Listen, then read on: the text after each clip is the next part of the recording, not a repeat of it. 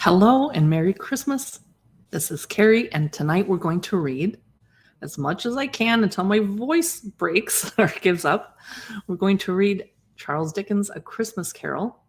I am reading it from an antique copy that is no longer in copyright, but over on the Amazon Live channel, where some of you are going to be watching this.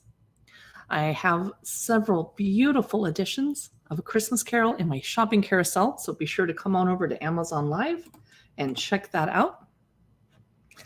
And I'm going to put that on the screen. Oh, I don't want that to be a ticker. Merry Christmas! So we're going to start off.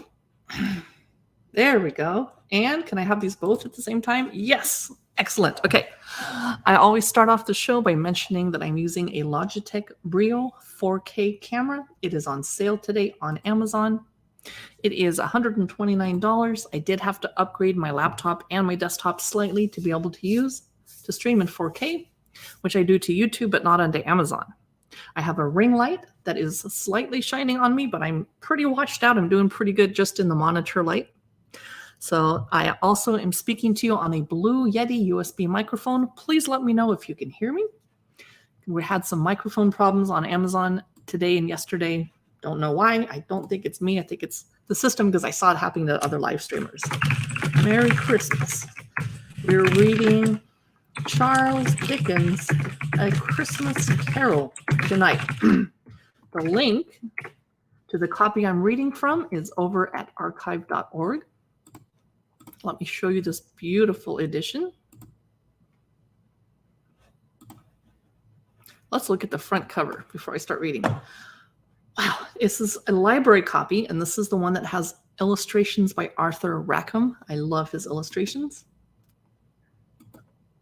So this book is pretty beat up. This was digitized in 2008 by the Internet Archive. I love donating to them. This is one of the later editions. Look at this beautiful artwork. I love it. Behind me, you see a Christmas backdrop. It is vinyl. I'm pretending I'm in front of a fireplace with stockings instead of a boring blue wall. I have, for those of you on Amazon, these are my flameless candles with a Swedish motif, reindeer, and red and white designs. These are wax, so you don't want to put them near a heat source, but because they're flameless, they're perfect for a child's room or on top of the mantle or near the Christmas tree or in a window.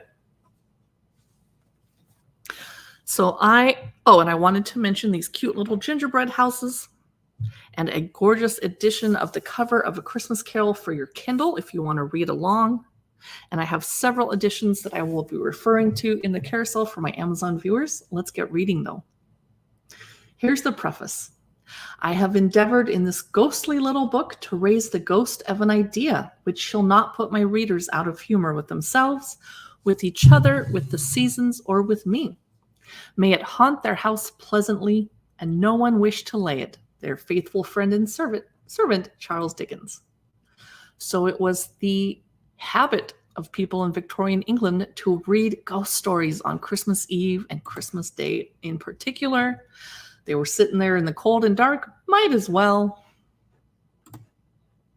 I'm not going to read through the list of characters, but it begins with Bob Cratchit, clerk to Ebenezer Scrooge, Peter Cratchit, a son, etc., etc., etc. There's a list of illustrations. There are many, luckily, because I love Arthur Rackham. And don't hesitate to interrupt me with a comment. I'd love to hear from you and see some chatting going on. Stav 1 or Chapter 1. Excuse me, let me get my throat ready. It has actually been a few years since I read this book, so I'm looking forward to revisiting it. Marley's Ghost. Marley was dead to begin with. There is no doubt whatever about that. The register of his burial was signed by the clergyman, the clerk, the undertaker, and the chief mourner. Scrooge signed it, and Scrooge's name was good upon change for anything he chose to put his hand to. Old Marley was as dead as a doornail. Mind, I don't mean to say that I know of my own knowledge what there is particularly dead about a doornail. I might have been inclined myself to regard a coffin nail as the deadest piece of ironmongery in the trade. But the wisdom of our ancestors is in the simile, and my unhallowed hands shall not disturb it, or the country's done for. You will, therefore, permit me to repeat emphatically that Marley was as dead as a doornail. Scrooge knew he was dead? Of course he did. How could it be otherwise? Scrooge and he were partners for I don't know how many years.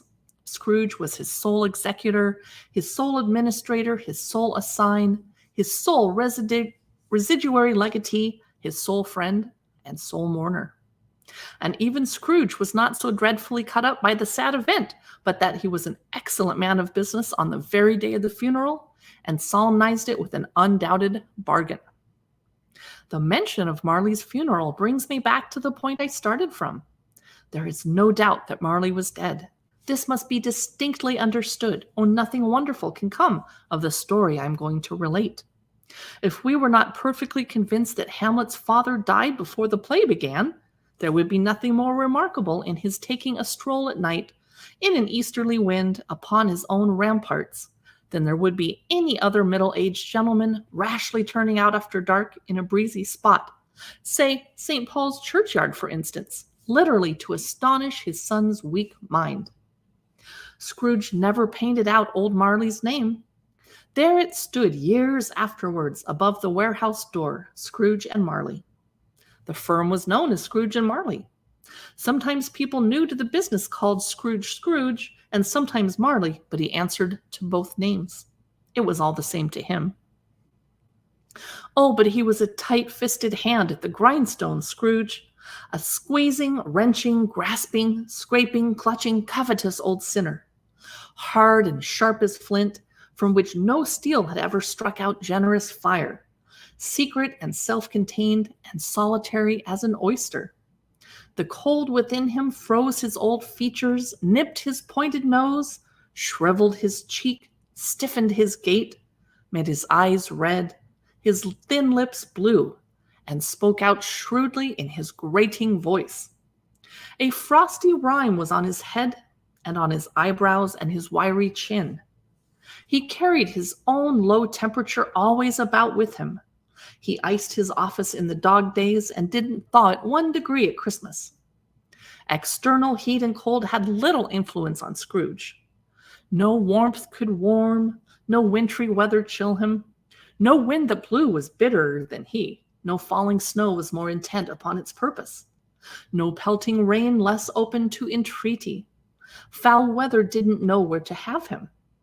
The heaviest rain and snow and hail and sleet could boast of the advantage over him only in one respect. They often came down handsomely, and Scrooge never did. No one ever stopped him in the street to say with gladsome looks, "My dear Scrooge, how are you? When will you come to see me?" No beggars implored him to bestow a trifle. No children asked him what it was o'clock. No man or woman ever once in all his life inquired the way to such and such a place of Scrooge. Even the blind man's dogs appeared to know him, and when they saw him coming on, would tug their owners into doorways and up courts, and then would wag their tails as though they said, No eye at all is better than an evil-eyed dark master. But what did Scrooge care? It was the very thing he liked. To edge his way along the crowded paths of life, warning all human sympathy to keep its distance, was what the knowing ones call nuts to Scrooge. Once upon a time, of all the good days in the year, on Christmas Eve, old Scrooge sat busy in his counting house.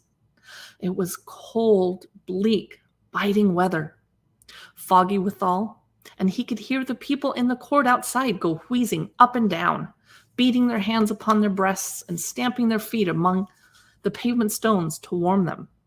The city clocks had only just gone 3, but it was quite dark already. It had not been light all day, and candles were flaring in the windows of the neighboring offices like ruddy smears upon the palpable brown air. The fog came pouring in at every chink and keyhole, and was so dense without that although the court was of the narrowest, the houses opposite were mere phantoms. To see the dingy cloud come drooping down, obscuring everything, one might have thought that nature lived hard by and was brewing on a large scale. The door of Scrooge's counting house was open, that he might keep his eye upon his clerk, who, in a little dismal cell beyond, a sort of tank, was copying letters. Scrooge had a very small fire, but the clerk's fire was so very much smaller that it looked like one coal. But he couldn't replenish it, for Scrooge kept the coal box in his own room. And so surely as the clerk came in with the shovel, the master predicted that it would be necessary for them to part. Wherefore the clerk put on his white comforter and tried to warm himself at the candle, in which effort, not being a man of strong imagination, he failed. "A Merry Christmas, Uncle! God save you!" called a cheerful voice. It was the voice of Scrooge's nephew, who came upon him so quickly that this was the first intimation he had of his approach. "Bah!" said Scrooge. "Humbug!" He had so heated himself with rapid walking in the fog and frost, this nephew of Scrooge's, that he was all in a glow. His face was ruddy and handsome, his eyes sparkled, and his breath smoked again. "Christmas a humbug, Uncle," said Scrooge's nephew. "You don't mean that, I'm sure." "I do," said Scrooge. "Merry Christmas? What right have you to be merry? What reason have you to be merry? You're poor enough." "Come, then," returned the nephew gaily, "what right have you to be dismal? What reason have you to be morose? You're rich enough." Scrooge, having no better answer ready on the spur of the moment, said "Bah!" again, and followed it up with "Humbug." "Don't be cross, Uncle," said the nephew. "What else can I be," returned the uncle, "when I live in such a world of fools as this? Merry Christmas! Out upon Merry Christmas! What's Christmas time to you but a time for paying bills without money, a time for finding yourself a year older and not an hour richer, a time for balancing your books and having every item in them through a dozen rounds? Merry Christmas, Kmart Kelly M. A dozen rounds of muns presented dead against you. If I could work my will," said Scrooge indignantly, "every idiot who goes about with Merry Christmas on his lips, except for Kmart Kelly M, shall be boiled with his own pudding and buried with a stake of holly through his heart. He should." "Uncle," pleaded the nephew. "Nephew," returned the uncle sternly, "keep Christmas in your own way and let me keep it in mine." "Keep it," repeated Scrooge's nephew. "Merry Christmas, Cheryl. Glad to have you here." "Keep it," repeated Scrooge's nephew, "but you don't keep it." "Let me leave it alone then," said Scrooge. "Much good may it do you. Much good has it ever done you." "There are many things from which I might have derived good, by which I have not profited, I dare say," returned the nephew. "Christmas among the rest. But I am sure I have always thought of Christmas time, when it has come round, apart from the veneration due to its sacred name and origin, if anything belonging to it can be apart from that, as a good time, a kind, forgiving, charitable, pleasant time, the only time I know of in the long calendar of the year, when men and women seem by one consent to open their shut-up hearts freely, and to think of people below them as if they really were fellow passengers to the grave, and not another race of creatures bound on other journeys. And therefore, Uncle, though it has never put a scrap of gold or silver in my pocket, I believe that it has done me good and will do me good, and I say God bless it." The clerk in the tank involuntarily applauded. Becoming immediately sensible of the impropriety, he poked the fire and extinguished the last frail spark forever. "Let me hear another sound from you," said Scrooge, "and you'll keep your Christmas by losing your situation. You're quite a powerful speaker, sir," he added, turning to his nephew. "I wonder you don't go into Parliament." "Don't be angry, Uncle. Come, dine with us tomorrow." Scrooge said that he would see him. Yes, indeed, he did. He went the whole length of the expression and said that he would see him in that extremity first. "But why?" cried Scrooge's nephew. "Why?" "Why did you get married?" said Scrooge. "Because I fell in love." "Because you fell in love," growled Scrooge, as if that was the only thing in the world more ridiculous than a Merry Christmas. "Good afternoon." "Nay, Uncle, but you never came to see me before that happened. Why give it as a reason for not coming now?" "Good afternoon," said Scrooge. "I want nothing from you. I ask nothing of you. Why can we not be friends?" "Good afternoon," said Scrooge. I am sorry with all my heart to find you resolute. We have never had any quarrel to which I have been a party, but I have made the trial in homage to Christmas, and I'll keep my Christmas humor to the last. So, a Merry Christmas, Uncle. Good afternoon, said Scrooge. And a Happy New Year. Good afternoon, said Scrooge. His nephew left the room without an angry word, notwithstanding. He stopped at the outer door to bestow the greetings of the season on the clerk, who, cold as he was warmer than Scrooge, for he returned them cordially. There's another fellow, muttered Scrooge, who overheard him. My clerk, with 15 shillings a week and a wife and family, talking about a Merry Christmas. I'll retire to Bedlam. This lunatic, in letting Scrooge's nephew out, had let 2 other people in. They were portly gentlemen, pleasant to behold, and now stood with their hats off in Scrooge's office. They had books and papers in their hands and bowed to him. Scrooge and Marley's, I believe, said one of the gentlemen, referring to his list. Have I the pleasure of addressing Mr. Scrooge or Mr. Marley? Mr. Marley has been dead these 7 years, Scrooge replied. He died 7 years ago, this very night. We have no doubt his liberality is well represented by his surviving partner, said the gentleman, presenting his credentials. It certainly was, for they had been 2 kindred spirits. At the ominous word liberality, Scrooge frowned and shook his head and handed the credentials back. At this festive season of the year, Mr. Scrooge, said the gentleman, taking up a pen, it is more than usually desirable that we should make some slight provision for the poor and destitute, who suffer greatly at the present time. Many thousands are in want of common necessaries. Hundreds of thousands are in want of common comforts, sir. Are there no prisons? Asked Scrooge. Plenty of prisons, said the gentleman, laying down the pen again. And the union workhouses? Demanded Scrooge. Are they still in operation? They are. Still, returned the gentleman, I wish I could say they were not. The treadmill and the poor law are in full vigor, then, said Scrooge. Both very busy, sir. Oh, I was afraid from what you said at first that something had occurred to stop them in their useful course, said Scrooge. I am very glad to hear it. Under the impression that they scarcely furnish Christian cheer of mind or body to the multitude, returned the gentleman, a few of us are endeavoring to raise a fund to buy the poor some meat and drink and means of warmth. We choose this time because it is a time of all others when want is keenly felt and abundance rejoices. What shall I put you down for? Nothing, Scrooge replied. Oh, you wish to be anonymous. I wish to be left alone, said Scrooge. Since you ask me what I wish, gentlemen, that is my answer. I don't make merry myself at Christmas, and I can't afford to make idle people merry. I help to support the establishments I have mentioned. They cost enough, and those who are badly off must go there. Many can't go there, and many would rather die.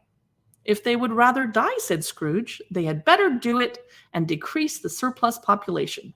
Besides, excuse me, I don't know that. But you might know it, observed the gentleman. It's not my business, Scrooge returned. It's enough for a man to understand his own business and not to interfere with other people's. Mine occupies me constantly. Good afternoon, gentlemen. Seeing clearly that it would be useless to pursue their point, the gentleman withdrew. Scrooge resumed his labors with an improved opinion of himself, and in a more facetious temper than was usual with him. Meanwhile, the fog and darkness thickened so that people ran about with flaring links, proffering their services to go before horses and carriages and conduct them on their way. The ancient tower of a church, whose gruff old bell was always peeping slyly down at Scrooge out of a Gothic window in the wall, became invisible and struck the hours and quarters in the clouds with tremulous vibrations afterwards, as if its teeth were chattering in its frozen head up there. The cold became intense.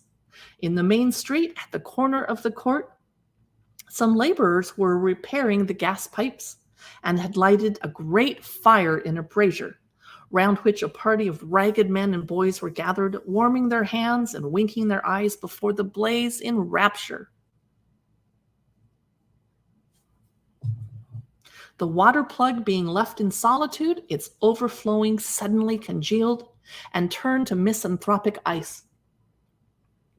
The brightness of the shops, where holly sprigs and berries crackled in the lamp heat of the windows, made pale faces ruddy as they passed. Poulterers' and grocers' trades became a splendid joke, a glorious pageant, with which it was next to impossible to believe that such dull principles as bargain and sale had anything to do. The Lord Mayor, in the stronghold of the mighty mansion house, gave orders to his 50 cooks and butlers to keep Christmas as a Lord Mayor's household should.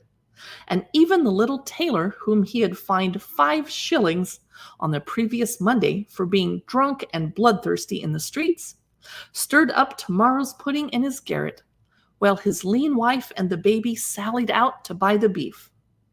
Foggier yet and colder, piercing, searching, biting cold. If the good St. Dunstan had but nipped the evil spirit's nose with a touch of such weather as that, instead of using his familiar weapons, then indeed he would have roared to lusty purpose.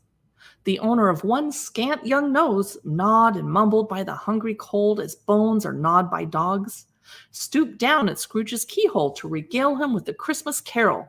But at the first sound of "God bless you, merry gentlemen, may nothing you dismay," Scrooge seized the ruler with such energy of action that the singer fled in terror, leaving the keyhole to the fog and even more congenial frost.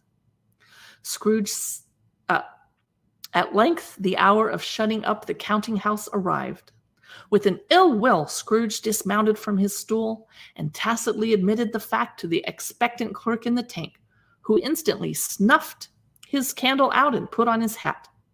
"You'll want all day tomorrow, I suppose?" said Scrooge. "Oh, if quite convenient, sir." It's not convenient," said Scrooge, "and it's not fair. If I was to stop half a crown for it, you'd think yourself ill-used, I'll be bound." The clerk smiled faintly. "And yet," said Scrooge, "you don't think me ill-used when I pay a day's wages for no work." Let's admire this illustration by Arthur Rackham. It says, "Bob Cratchit went down a slide on Cornhill at the end of a lane of boys 20 times in honor of its being Christmas Eve."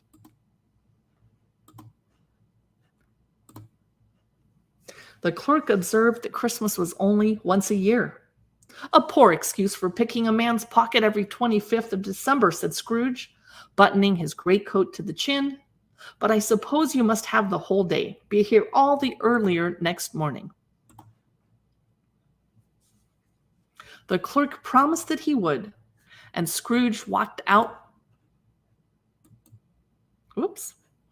Let me fix what I just did here. There we go. Scrooge walked out with a growl. The office was closed in a twinkling, and the clerk, with the long ends of his white comforter dangling below his waist, for he boasted no greatcoat, went down a slide on Cornhill at the end of a lane of boys 20 times in honor of its being Christmas Eve, and then ran home to Camden Town as hard as he could pelt to play at blind man's buff. Scrooge took his melancholy dinner in his usually melancholy tavern, and having read all the newspapers and beguiled the rest of the evening with his banker's book, went home to bed. He lived in chambers which had once belonged to his deceased partner. They were a gloomy suite of rooms in a lowering pile of building up a yard where it had so little business to be that one could scarcely help fancying it must have run there when it was a young house, playing at hide-and-seek with other houses, and have forgotten the way out again. It was old enough now and dreary enough, for nobody lived in it but Scrooge, the other rooms being all let out as offices. The yard was so dark that even Scrooge, who knew its every stone, was fain to grope with his hands. The fog and frost so hung about the black old gateway of the house that it seemed as if the genius of the weather sat in mournful meditation upon the threshold. Now it is a fact that there was nothing at all particular about the knocker on the door, except that it was very large. It is also a fact that Scrooge had seen it night and morning during his whole residence in that place. Also, that Scrooge had as little of what is called fancy about him as any man in the city of London, even including, which is a bold word, the corporation, alderman, and livery. Let it also be borne in mind that Scrooge had not bestowed one thought on Marley since his last mention of his 7 years dead partner that afternoon. And then let any man explain to me, if he can, how it happened that Scrooge, having his key in the lock of the door, saw in the knocker, without its undergoing any intermediate process of change, not a knocker, but Marley's face. Marley's face. It was not an impenetrable shadow, as the other objects in the yard were, but had a dismal light about it like a bad lobster in a dark cellar. It was not angry or ferocious, but looked at Scrooge as Marley used to look, with ghostly spectacles turned up on its ghostly forehead. The hair was curiously stirred as if by breath or hot air, and though the eyes were wide open, they were perfectly motionless. That and its livid color made it horrible, but its horror seemed to be in spite of the face and beyond its control, rather than a part of its own expression. As Scrooge looked fixedly at this phenomenon, it was a knocker again. To say that he was not startled, or that his blood was not conscious of a terrible sensation to which it had been a stranger from infancy, would be untrue. But he put his hand upon the key he had relinquished, turned it sturdily, walked in, and lighted his candle. He did pause with a moment's irresolution before he shut the door, and he did look cautiously behind it first, as if he half expected to be terrified with the sight of Marley's pigtail sticking out into the hall. But there was nothing on the back of the door except the screws and nuts that held the knocker on.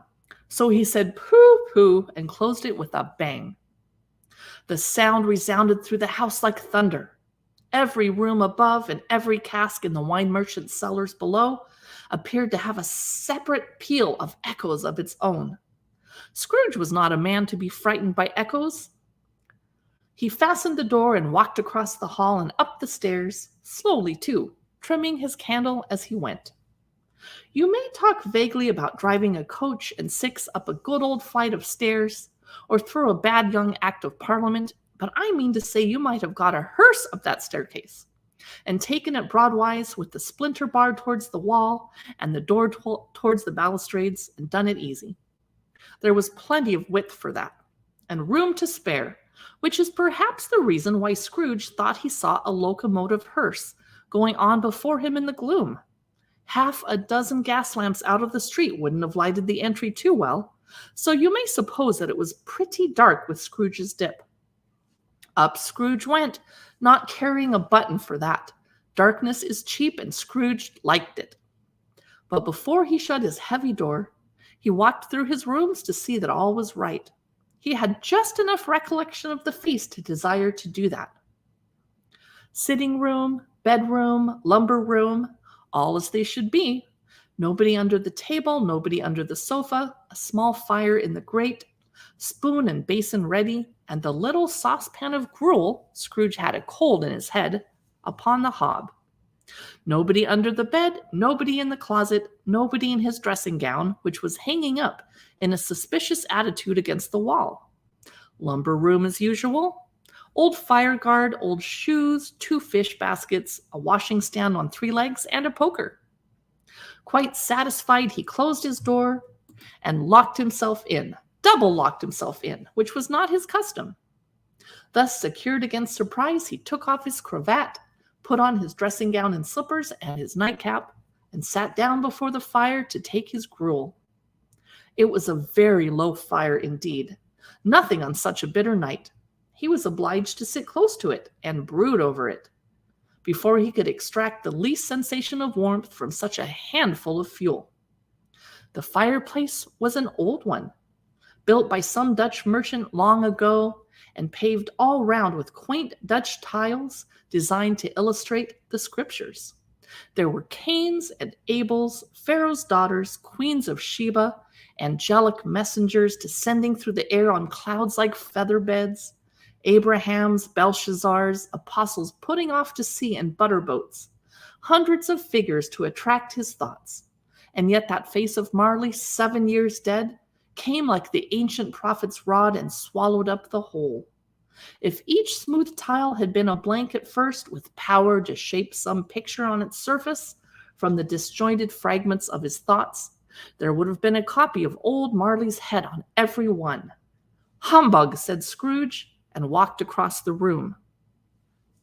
After several turns, he sat down again. As he threw his head back in the chair, his glance happened to rest upon a bell, a disused bell that hung in the room, and communicated for some purpose now forgotten with a chamber in the highest story of the building. It was with great astonishment and with a strange, inexplicable dread that as he looked, he saw this bell begin to swing. It swung so softly in the outset that it scarcely made a sound. But soon it rang out loudly, and so did every bell in the house. This might have lasted half a minute or a minute, but it seemed an hour. The bells ceased as they had begun together.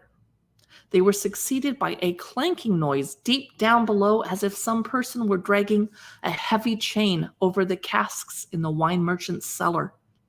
Scrooge then remembered to have heard that ghosts in haunted houses were described as dragging chains. The cellar door flew open with a booming sound, and then he heard the noise much louder on the floors below, then coming up the stairs, then coming straight towards his door. "It's humbug still," said Scrooge. "I won't believe it." His color changed, though, when without a pause, it came on through the heavy door and passed into the room before his eyes. Upon its coming in, the dying flame leaped up as though it cried, "I know him, Marley's ghost," and fell again. The same face, the very same.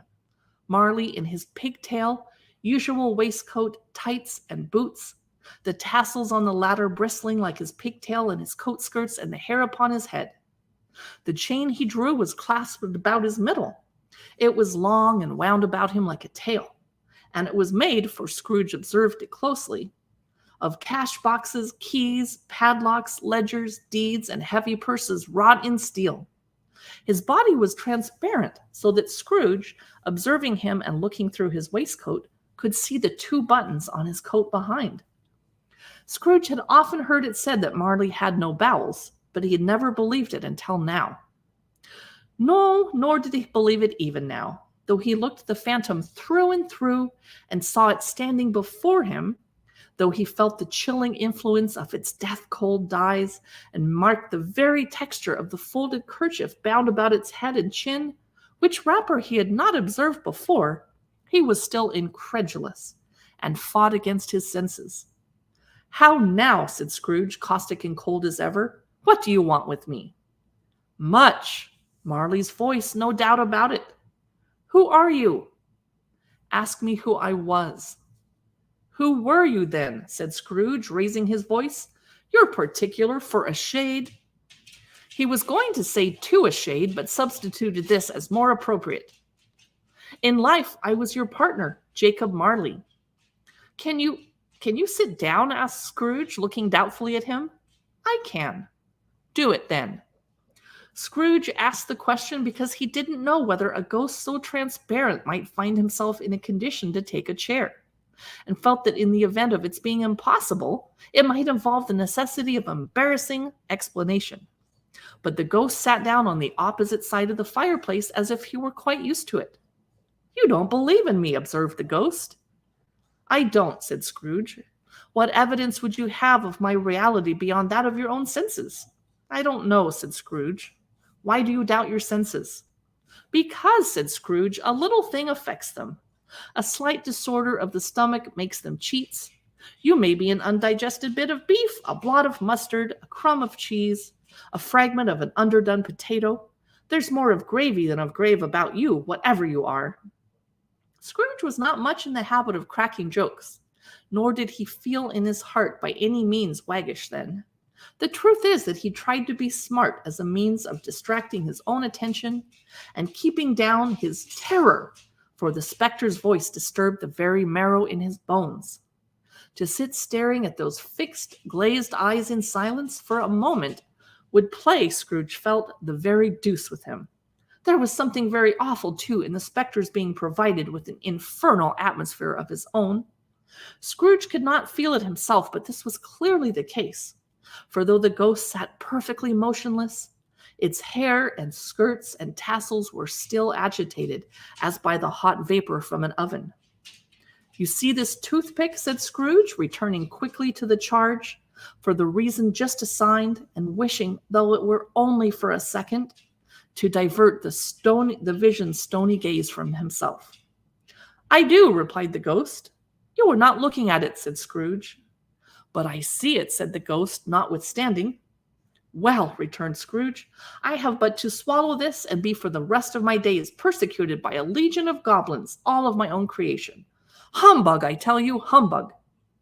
At this the spirit raised a frightful cry and shook its chain with such a dismal and appalling noise that Scrooge held tight to his chair to save himself from falling in a swoon. But how much greater was his horror when the phantom, taking off the bandage round his head, as if it were too warm to wear indoors, its lower jaw dropped down upon its breast. Scrooge fell upon his knees and clasped his hands before his face. "Mercy," he said, "dreadful apparition, why do you trouble me?" "Man of the worldly mind," replied the ghost, "do you believe in me or not?" "I do," said Scrooge. "I must. But why do spirits walk the earth, and why do they come to me?" "It is required of every man," the ghost returned, "that the spirit within him should walk abroad among his fellow men and travel far and wide. And if that spirit does not go forth in life, it is condemned to do so after death. It is doomed to wander through the world, oh, woe is me, and witness what it cannot share, but might have shared on earth and turned to happiness." Again the spectre raised a cry and shook its chain and wrung its shadowy hands. "You were fettered," said Scrooge, trembling. "Tell me why." "I wear the chain I forged in life," replied the ghost. "I made it link by link and yard by yard. I girded it on my own free will, and of my own free will I wore it. Is its pattern strange to you?" Scrooge trembled more and more. "Or would you know," pursued the ghost, "the weight and length of the strong coil you bear yourself? It was full and heavy and long as this 7 Christmas Eves ago. You have labored on it since. It is a ponderous chain." Scrooge glanced about him on the floor in the expectation of finding himself surrounded by some 50 or 60 fathoms of iron cable, but he could see nothing. "Jacob," he said imploringly, "old Jacob Marley, tell me more. Speak comfort to me, Jacob." "I have none to give," the ghost replied. "It comes from other regions, Ebenezer Scrooge, and is conveyed by other ministers to other kinds of men. Nor can I tell you what I would. A very little more is all permitted to me. I cannot rest, I cannot stay, I cannot linger anywhere. My spirit never walked beyond our counting house. Mark me, in life, my spirit never roved beyond the narrow limits of our money-changing hole, and weary journeys lie before me." It was a habit with Scrooge, whenever he became thoughtful, to put his hands in his breeches pockets. Pondering on what the ghost had said, he did so now, but without lifting up his eyes or getting off his knees. Here are 2 more illustrations from Arthur Rackham. "You must have been very slow about it, Jacob," Scrooge observed in a businesslike manner, though with humility and deference. "Slow?" the ghost repeated. 7 years dead," mused Scrooge, "and traveling all the time?" "The whole time," said the ghost. "No rest, no peace, incessant torture of remorse." "You travel fast?" said Scrooge.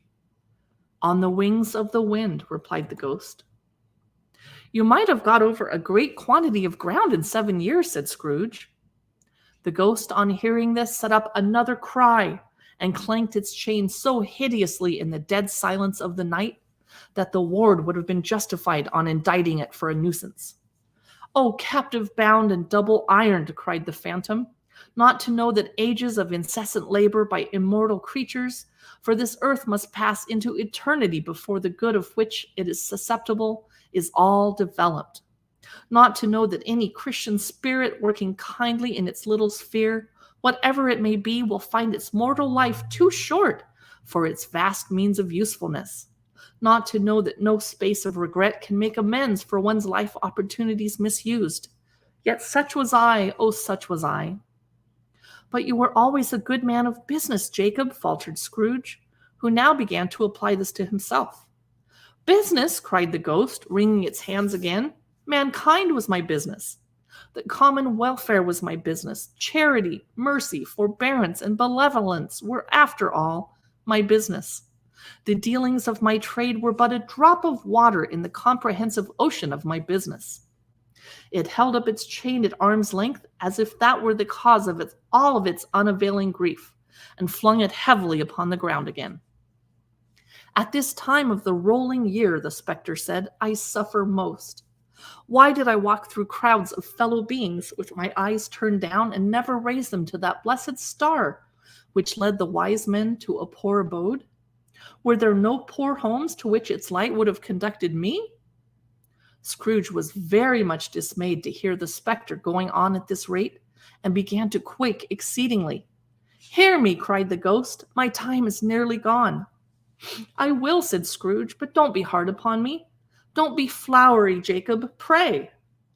How is it that I appear before you in a shape you can see I may not tell? I have sat invisible beside you many and many a day. It was not an agreeable idea. Scrooge shivered and wiped the perspiration from his brow. That is no light part of my penance, pursued the ghost. I am here tonight to warn you that you have yet a chance and hope of escaping my fate, a chance and hope of my procuring Ebenezer. You were always a good friend to me, said Scrooge. Thank ye. You will be haunted, resumed the ghost, by 3 spirits. Scrooge's countenance fell almost as low as the ghost's had done. Is that the chance and hope you mentioned, Jacob? He demanded in a faltering voice. It is. I think I'd rather not, said Scrooge. Without their visits, said the ghost, you cannot hope to shun the path I tread.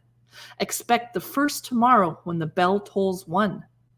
Couldn't I take 'em all at once and have it over, Jacob? Hinted Scrooge. Expect the second on the next night at the same hour. The third upon the next night when the last stroke of 12 has ceased to vibrate. Look to see me no more, and look that for your own sake you remember what has passed between us. When it had said these words, the spectre took its wrapper from the table and bound round its head as before. Scrooge knew this by the smart sound its teeth made when the jaws were brought together by the bandage. He ventured to raise his eyes again and found his supernatural visitor confronting him in an erect attitude with its chain wound over and over about its arm. The apparition walked backward from him, and at every step it took, the window raised itself a little, so that when the spectre reached it, it was wide open. It beckoned Scrooge to approach, which he did.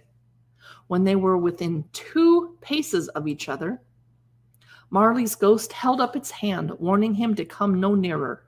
Scrooge stopped, not so much in obedience as in surprise and fear, for on the raising of the hand, he became sensible of confused noises in the air, incoherent sounds of lamentation and regret, wailings inexpressibly sorrowful and self-accusatory. The spectre, after listening for a moment, joined in the mournful dirge and floated out upon the bleak, dark night. Scrooge followed to the window, desperate in his curiosity. He looked out. The air was filled with phantoms, wandering hither and thither in restless haste, and moaning as they went. Every one of them wore chains like Marley's ghost. Some few, they might be guilty governments, were linked together. None were free. Many had been personally known to Scrooge in their lives. He had been quite familiar with one old ghost in a white waistcoat, with a monstrous iron safe attached to its ankle, who quite cried piteously at being unable to assist a wretched woman with an infant, whom it saw below upon a doorstep. The misery with them all was clearly that they sought to interfere for good in human matters and had lost the power forever. Whether these creatures faded into mist or mist enshrouded them, he could not tell. But they and their spirit voices faded together, and the night became as it had been when he walked home. Scrooge closed the window and examined the door by which the ghost had entered. It was double locked, as he had locked it with his own hands, and the bolts were undisturbed. He tried to say "humbug," but stopped at the first syllable. And being, from the emotions he had undergone, or the fatigues of the day, or his glimpse of the invisible world, or the dull conversation of the ghost, or the lateness of the hour, much in need of repose, went straight to bed without undressing, and fell asleep upon the instant. That was Stav 1, or Chapter 1, of A Christmas Carol by Charles Dickens. I will be returning after a quick snack break and feeding my dogs to read the second chapter, Stav 2. Be sure to hit follow if you want to be notified when we go live, and if you'd like to follow the rest of the story. I'll be back in about 10 minutes. Thank you for watching, and Merry Christmas.